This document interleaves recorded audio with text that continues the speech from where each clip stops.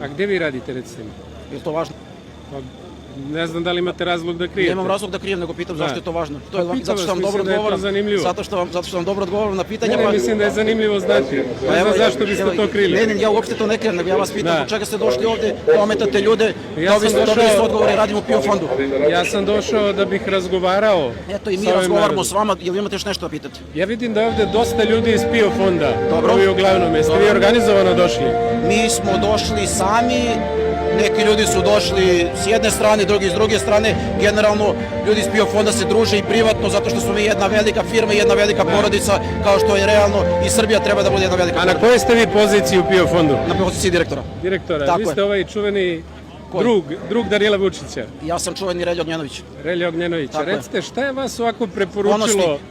Ponosni prijatelj porodice Vučić Da. i uvek ću i svuda to da ističem. Koliko vi imate godina radnog staža, recite mi? Ajde polako, mogu da vam kažem prvo ja nešto Da, pa da da. vi pitate. Ne možemo tako da ulazimo Naravno, stalno jedan naravno. drugom u reč.